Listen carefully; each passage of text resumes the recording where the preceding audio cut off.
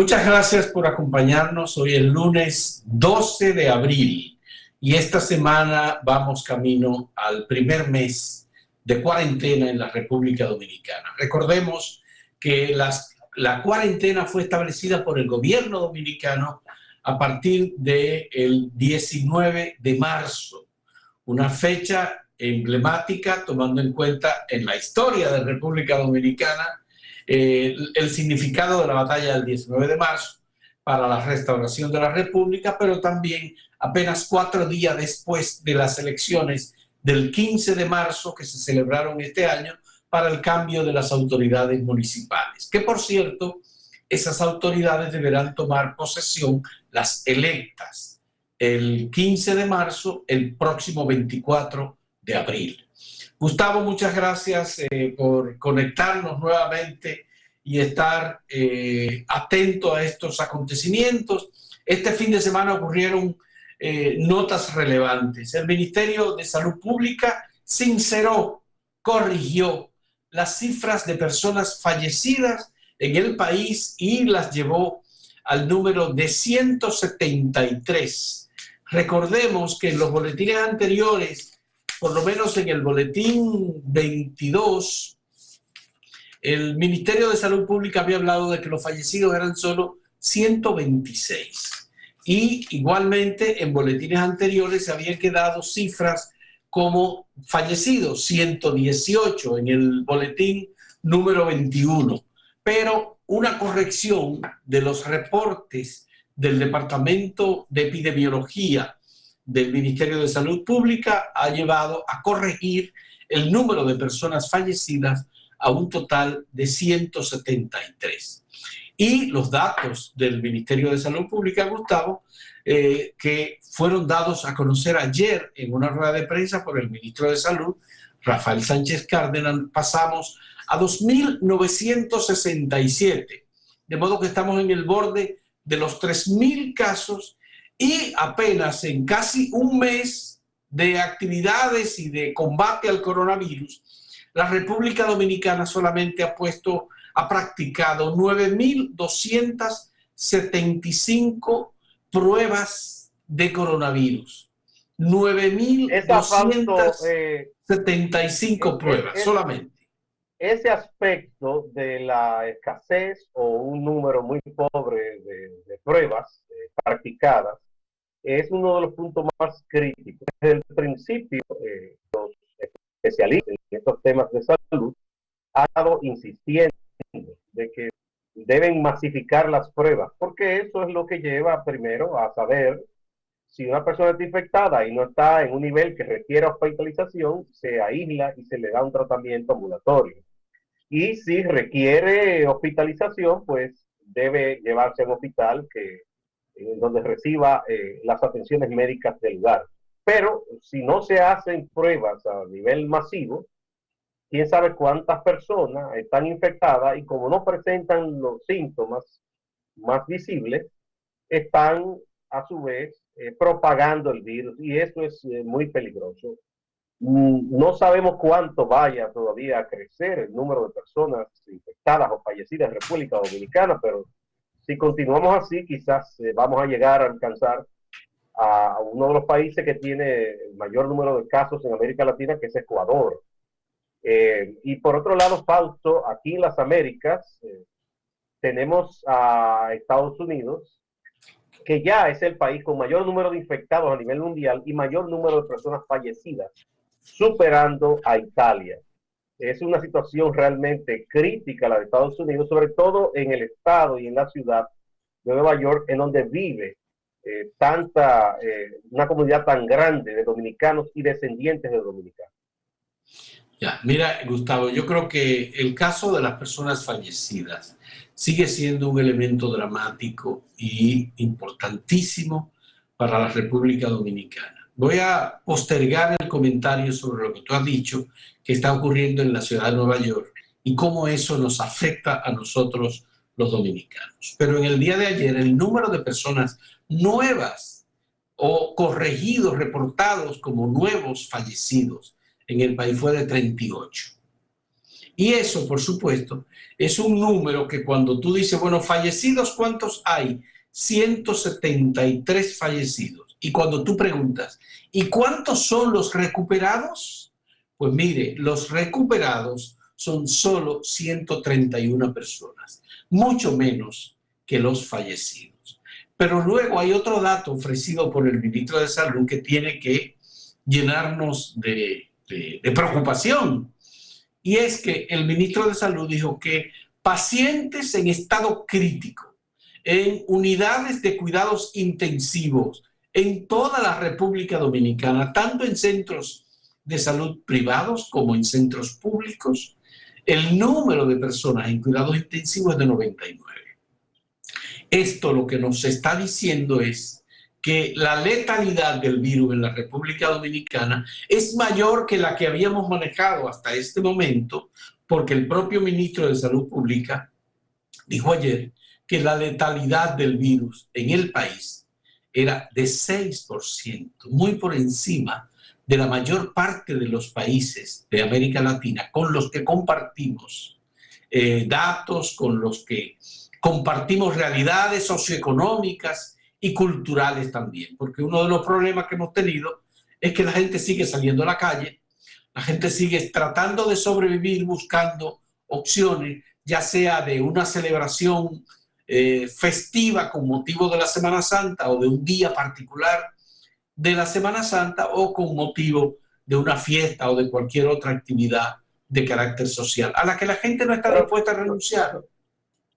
pero sobre todo, Fausto, yo creo que aparte de eso, que ahí tú podrás decir hay mucha gente inconsciente o no tiene idea clara de lo peligroso que es esto, mucha gente todavía que tiene que hacer algún tipo de actividad para ganarse la comida.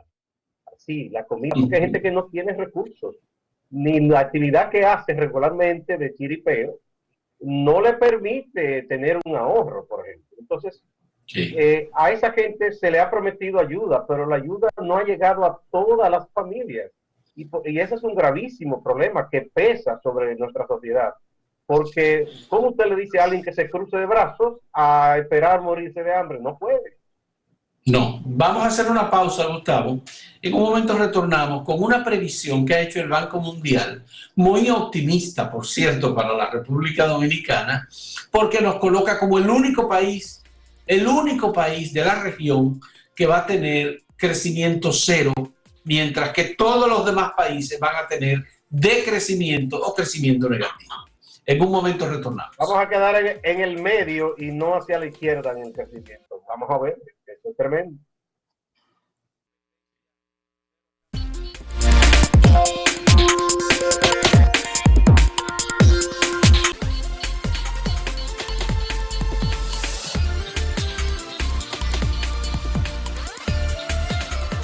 Muchas gracias por continuar con nosotros. Como habíamos prometido, el Banco Mundial ha hecho unas previsiones, ha hecho unas estimaciones del crecimiento económico o decrecimiento económico de los países de América Latina y los países del Caribe.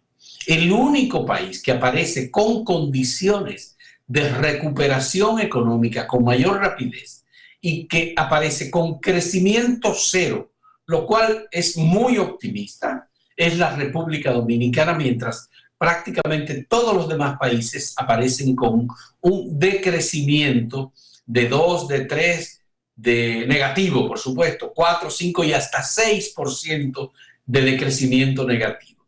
Esto para nosotros, los dominicanos, es muy optimista porque eso representa, de algún modo, una valoración de nuestra condición económica con mucha más agilidad y facilidad para la recuperación por los sectores en los cuales nosotros tenemos fortaleza, como el turismo, como las zonas francas, como las remesas, por ejemplo, que son los tres factores fundamentales de crecimiento o de captación de recursos en dólares en nuestra economía.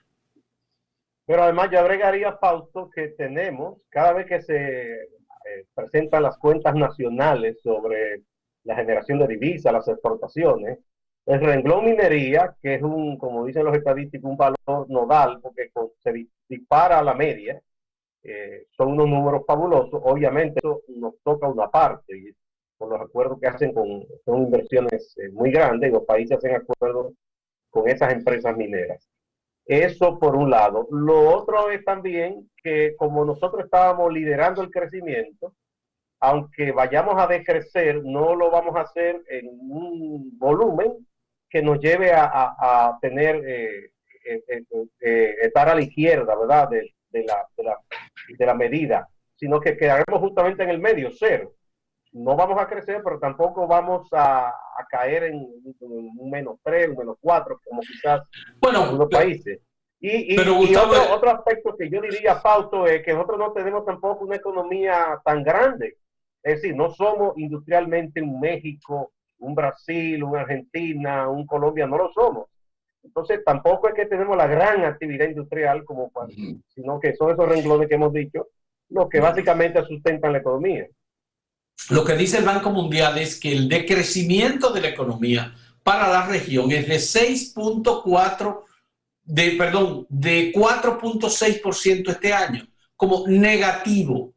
Y que países como Ecuador y México, por ejemplo, van a tener un decrecimiento de 6% en su Producto Interno Bruto.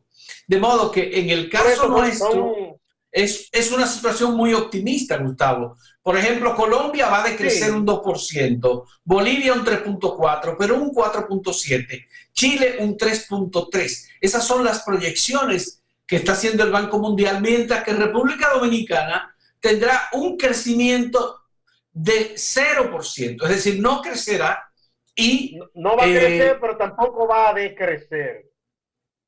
No va a tener una disminución de -1, -3, sino que se queda exactamente como si suma cero, vamos a decir. Pero entonces, nuestro parque industrial hace mucho que es poca cosa. ¿Sí?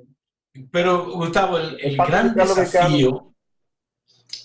desafío que dice el Banco Mundial es cómo los países, después de esta crisis del coronavirus, no solamente el tema del crecimiento, cómo van a actuar con los recursos disponibles o con los pocos recursos con que cuentan para defender la vida de los ciudadanos, defender la alimentación de los ciudadanos, la reincorporación al trabajo, porque millones de personas, al terminar esta situación que no sabemos cuándo termina, tendrán que reintegrarse a sus labores y no las tendrán disponibles, Gustavo. Yo creo que esos son de los desafíos. Bueno, ¿cuáles son las políticas que en conjunto? Tiene que abordarse. Sí, yo creo que debe abordarse de dos maneras esto, Fausto. Yo he visto pronunciamientos de personas en diversos países académicos que hablan de que es necesario algún tipo o uno o dos acuerdos a nivel internacional. Esto no se queda en la frontera de un solo país. Aquí en la región nuestra, nosotros tenemos, por ejemplo, el DERCAFTA, del cual incluso es miembro de Estados Unidos. Debe haber algún tipo de acuerdo para que ningún país salga más lesionado que otro, o por lo menos que ninguno falte lo básico. Internamente también los sectores productivos, los grandes agentes económicos con el Estado deben también llegar a algún tipo de acuerdo para ver cómo se va a relanzar la economía. Quizás una parte que es importante para nosotros y que yo pienso que no ha sido tan lesionada y que ahora debe revalorizarse mucho es la parte de la producción en el campo, porque siempre se tiene un poco a menos, pero ahora vimos qué importante es.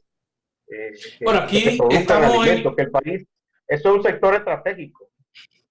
Este es el año, Gustavo, de la productividad para el mantenimiento de la alimentación y para la garantía, digamos, de la alimentación, no solamente de los dominicanos, sino que estábamos trabajando en materia agropecuaria para el sostenimiento de los 7 millones de turistas que venían a República Dominicana. De modo que aquí, para el incremento obviamente, de las exportaciones también. Bueno, también el incremento de las exportaciones. Luego, no nos está yendo bien el DERCAFTA. No nos está yendo bien. Pero la otra cosa es que tenemos una reducción significativa de la inversión extranjera y tenemos una reducción igualmente importante por lo menos las primeras estimaciones que se hacen es de un 30% de las remesas de República Dominicana que se reducen. Eso ya de por sí representa una pérdida neta para la República Dominicana. Luego ya veremos cómo se comportan algunos de los elementos importantes donde se consumen en nuestras divisas, por ejemplo, en primer lugar el petróleo. ¿Qué pasará?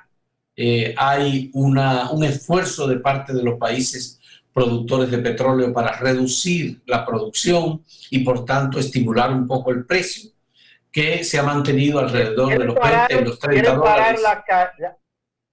Parar la caída del precio del petróleo, porque eso está lesionando mucho a las economías que básicamente dependen de la venta del petróleo. Ahí está México, por ejemplo, muy afectado. No se diga Venezuela.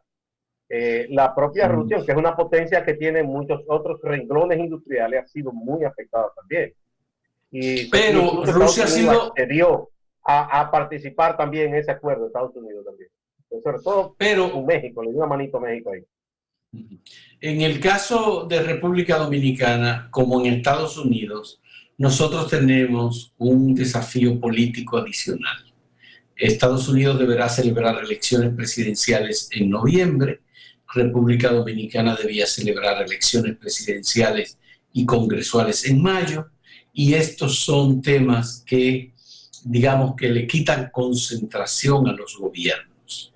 Ya hemos visto cómo el presidente de Estados Unidos, que aspira a una reelección, está haciendo un esfuerzo extraordinario por ganar espacio político en medio de esta pandemia. Igual hemos visto cómo en República Dominicana... Está forzando el presidente Trump ha estado presionando y forzando la reapertura de la economía porque piensa que eso le puede redituar para fin electoral, pero están advirtiendo que no lo haga, que todavía lo peor no ha pasado.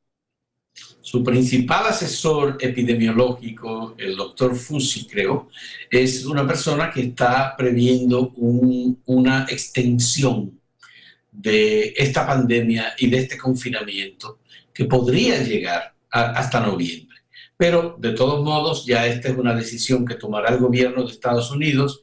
Estados Unidos es la economía más importante del mundo. Estados Unidos ha estado convirtiéndose, ya se convirtió en el principal país afectado por el virus, en el principal país en cantidad de personas fallecidas. Estados Unidos tiene una ciudad emblemática como la ciudad de Nueva York, que representa la ciudad de mayor cantidad de contagios en todo el mundo.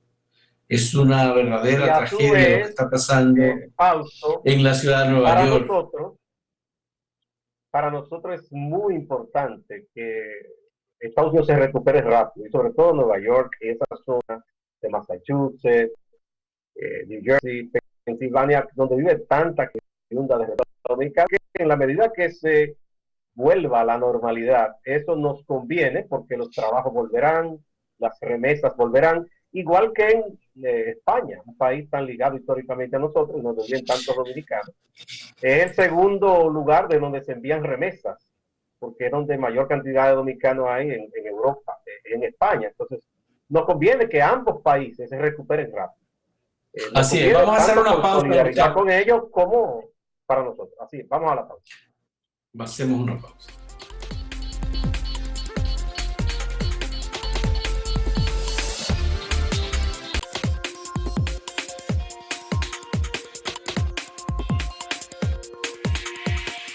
Hemos llegado al punto en el que ya no hay otra forma de evadir que el gobierno responda al tema del proceso electoral, que es los partidos políticos han dicho muy claramente, tanto el Partido Revolucionario Moderno como la Fuerza del Pueblo, como Alianza País, que le toca al presidente de la República hacer una convocatoria al liderazgo político y tomar una decisión sobre el tema electoral.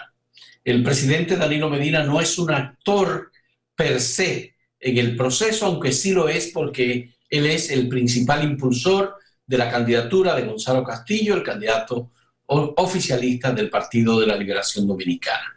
Obviamente ya lo que queda es un mes, Gustavo, lo que nos está quedando para las elecciones presidenciales y congresuales.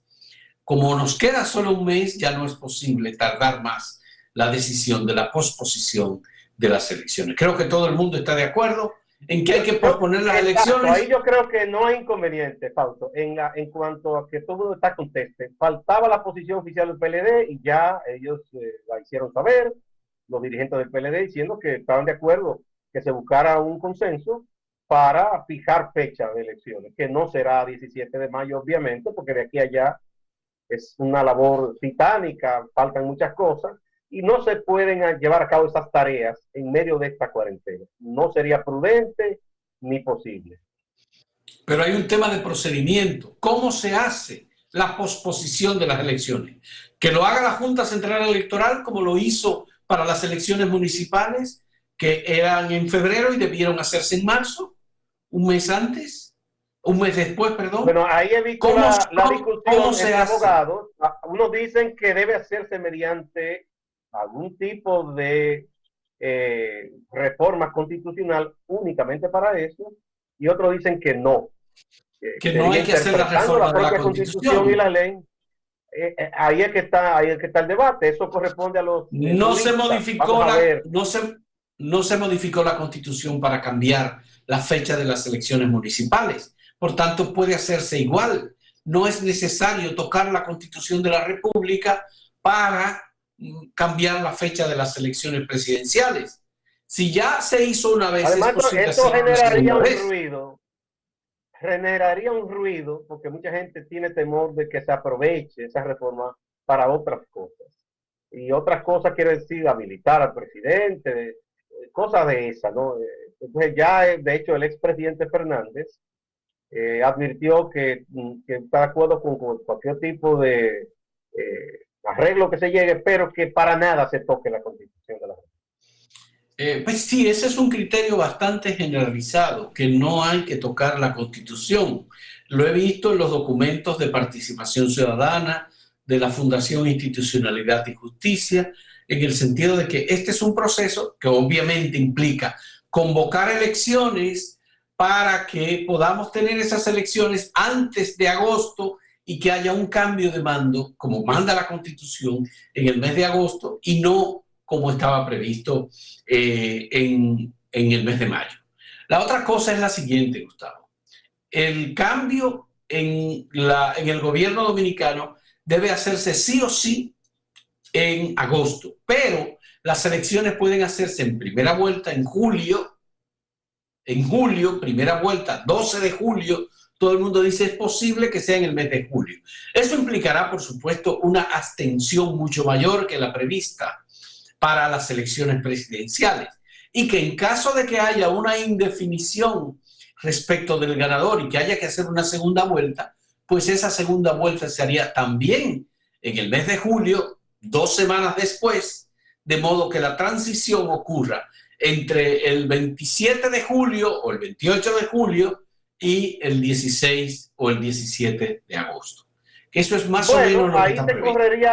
Se correría el riesgo de que se registre una gran abstención, porque la gente quedará, aun cuando se diga ya, bueno, ya no la cuarentena, podemos volver a reintegrando las actividades. Habrá gente con mucho temor todavía, de cuidado, no querrá así interactuar mucho, entonces es posible entonces una gran abstención. Pero, de todas maneras, la elección pasada la abstención fue altísima, o sea, lo que es igual no es ventaja, podemos decir, en el sentido de que se va a tener gente de todos los bandos. Lo otro sería, si se llega hasta agosto y no se han producido las elecciones, yo creo que ahí la propia Constitución establece cómo se deben hacer las cosas. Un presidente no puede seguir más allá del periodo para el cual fue electo, claro. Y en este caso se sabe que debe entregar el poder, que se nombra presidente de la Suprema, que a su vez la Asamblea define un presidente interino para continuar la preparación de los comicios. Bueno, aquí hay un tema, Gustavo, político, aquí hay un tema legal, y también hay un tercer aspecto que yo creo que es fundamental.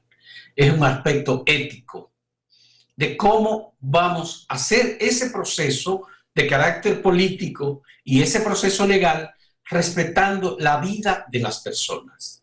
Cómo vamos a hacer un proceso de cambio de mando sin que haya trampas, sin que haya despropósitos, sin que haya atropello de la institucionalidad de los fondos públicos, respeto a la vida de los ciudadanos en situación de pacientes en cuidados intensivos o la atención a las personas que han estado pasando por esta curva aplanada de la que tanto se ha hablado y que vamos a necesitar, sobre todo paralizando todas las actividades. Lo que hemos visto, Gustavo, para finalizar, es que mucha gente está retornando poco a poco a la actividad económica, porque incluso aquellos que tienen negocios formales necesitan retomar la actividad económica para sostener sus empresas. Poco a poco. Se ha hablado de la suspensión del año escolar, hay... Si es un servicio del Estado, que se puede hacer algún tipo de arreglo, pero en cuanto a la actividad productiva, no toda empresa resiste durar un mes, más de un mes sin producir. ¿Por qué? Por otro lado, el Estado no puede a todo el mundo exonerar el pago de sus obligaciones fiscales, por ejemplo. Entonces, hay un problema serio. Y el Estado necesita recursos para atender a la gente también. Bien. Gustavo, yo creo que hemos terminado. Nos están pidiendo que tenemos un reporte de Máximo Laureano sobre la situación en Santiago. Santiago sigue siendo uno de los puntos importantes del país. Tiene 367 casos al día de ayer, un 8% de los infectados en todo el país. Tiene 14 personas fallecidas, probablemente van a actualizar esos datos, eso sí, seguro, en el día de hoy con la rueda de prensa número 25 del ministro de Salud Pública. Vamos a dejar a nuestros televidentes con el reporte de Máximo Laureano. Muchas gracias por la compañía. Gracias, nos vemos mañana. Gracias. Bañista cero en los ríos en Santiago de los Caballeros. Como era de esperarse, la gente atendió el llamado de no acudir, de no juntar grupos para ir a estos lugares debido a la peligrosidad del coronavirus. Obvio que algunos jóvenes desafiaron a las autoridades y se dieron su chapuzón en algunos puntos de esta ciudad. Aún no se colocan los túneles o las cápsulas de desinfección que anunció el Ayuntamiento de Santiago. Grey Núñez es el vocero de la alcaldía, nos ha informado que están a la espera de que el fabricante con el que han hecho el acuerdo pues ya dé la voz de alerta de que están listas las cápsulas que se colocarían en plazas públicas. Esto ha sido bien visto por la población porque la gente se sigue aglomerando en supermercados, farmacias y bancos sobre todo, y muchas personas asisten sin la debida protección, es decir, asisten sin mascarilla, sin guante, y esto debe ser evitado. Nos llega la información de que el acordeonista, el legendario Rafaelito Román, ha dado positivo al coronavirus y que está recibiendo atenciones médicas en la Unión Médica del Norte. A propósito de la Unión Médica del Norte, otra vez sus ejecutivos han enviado un comunicado en el cual advierten que no tienen espacios disponibles para atender a más pacientes con el coronavirus. Ya este comunicado lo habrían hecho otras instituciones de salud de administración privada. Nos llega la información desde Cienfuegos de que un niño se ahogó en el canal de riego de esta comunidad. Un niño de 7 años de edad.